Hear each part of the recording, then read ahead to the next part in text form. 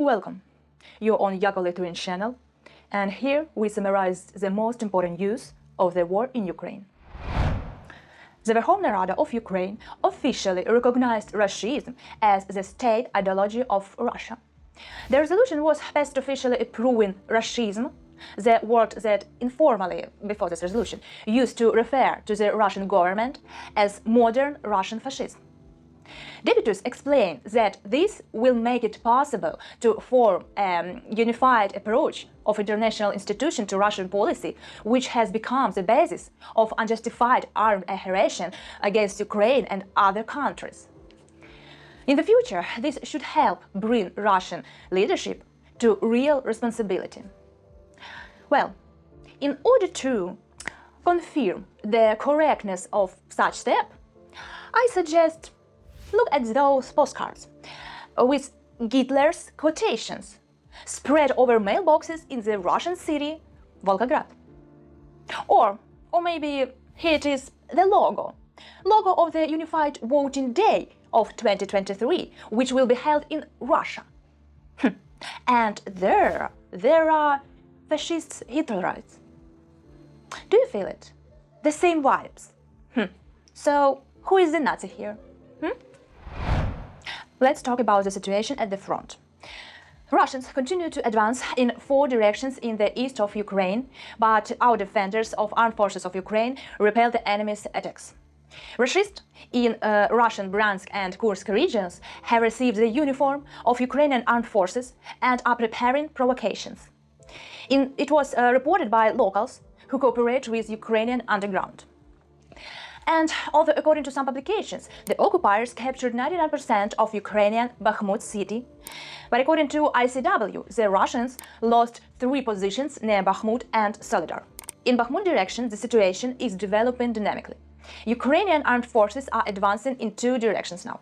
Meanwhile, more than 150,000 occupiers remains in the temporarily occupied territories of Kherson and Zaporizhia regions, and they are preparing for defense. Russia forcibly deports the civilian people from those occupied territories, and even including the personnel of the captured nuclear power plant in Enerhodar. It should be also mentioned that on the night of May 3rd, the Kremlin was attacked by 2 drones. The press secretary of the President of Ukraine officially stated that Kyiv has no information about the nightmare drone attack on Kremlin. It wasn't us.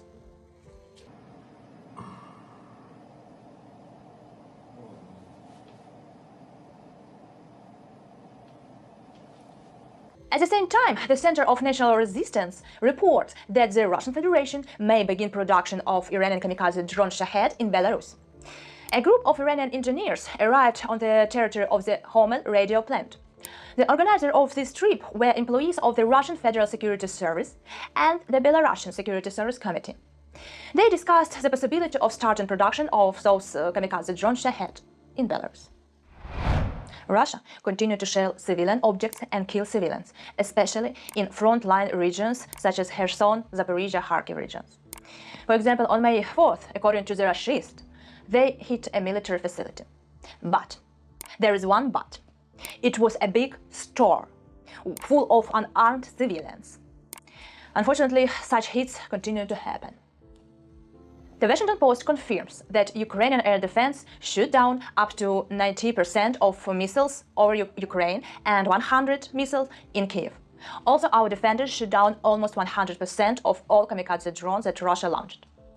On May 8th, the Russians launched a massive attack across Ukraine, and usually they use everything they have, all types of missiles and drones. Such is their powerlessness. 35 out of 35 Shaheds were destroyed over Ukraine at night of May 8. And this is 100% of all Shaheds that Russia launched. On the night of May 13, the Russian occupiers launched many rockets in the shortest period of time in the entire war. Fortunately, all were shot down by our air defense. And as CNN points out, the Russian Federation wanted to destroy the American Patriot system of air defense by a Jager missile. It's called Kinzhal missile by Russians. But it turned out the other way around. And The Russians, of course, reported to their slave citizens that they had destroyed the Patriot system. But the White House hasn't confirmed this information about the damage of the Patriot. Well, hypersonic Kinjal missiles fly slower than Russian authorities claim. And the only Patriot that can destroy Russia is this. Yeah, this is actually a true photo of consequences of Russian rocket hit. A bus. Bus Patriot. The head of IAEA agency, Grossi, called the increasingly unpredictable and dangerous situation at the Zaporizhzhia nuclear power plant that currently temporarily occupied by Russians. According to the agency, an increase in military presence and activity on the front line has recently been observed. Representatives of the agency report that the occupiers placed explosives in the force power unit of the Zaporizhzhia nuclear power plant and also mined the area around the station. For the whole civilized world, May 8 is the day of remembrance and reconciliation, and the day of victory over Nazism in the Second World War. Russia celebrates this Victory Day on May 9. Well, it's really not a secret for everyone that Russia specifically moved the date of the celebration. But there is a matter for history, if you know what I'm talking about. By the way, this day of Memory Day for Russians is like a sacred day, and they usually had a parade or in the center of Moscow on their main red square.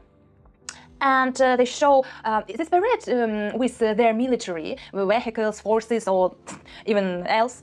And it looks like they try to show other world that they are really strong, scary, and you should try them. But something go wrong this year, I guess. Not this year, yeah? Because the invasion in Ukraine by Russia was the biggest mistake. Well, compare the parade in Russia in past years and in 2023. При любых условиях.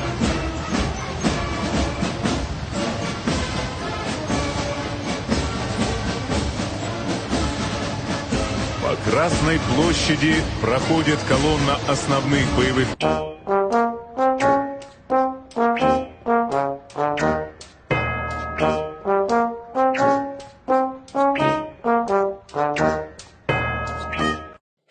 Yeah, everything is going according to plan, Russian claim.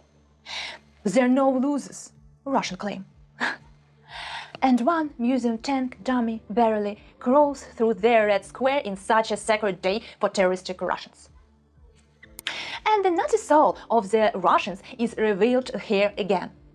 A day before, the obscurantist parade on Russia on May 9, representatives of Ukraine at Eurovision 2023, Tvorchi, performed on the stage of the main song contest.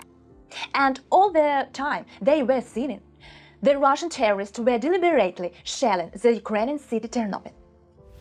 By the way, the city is really far away from frontline. Why terrorists did that?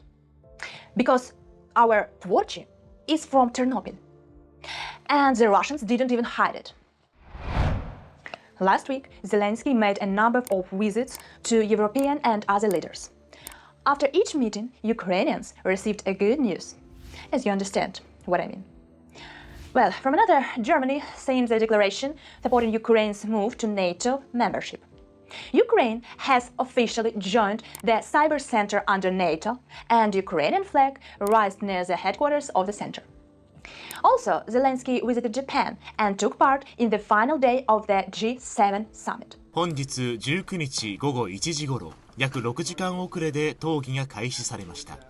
主に議題は、原神の集金ガチャへの対策、春アニメの感想戦、ペコラの 3D 新衣装について、他にも一番うまいラーメンの種類や、ゼルダ新作の攻略意見交換。According to political source reported that the United States will not supply long-range missiles to Ukraine, but Britain do. Britain has already delivered long-range Storm Shadow cruise missiles to Ukraine, and this is confirmed by CNN. And actually, our Ukrainian defenders already use these Storm Shadow cruise missiles in the war.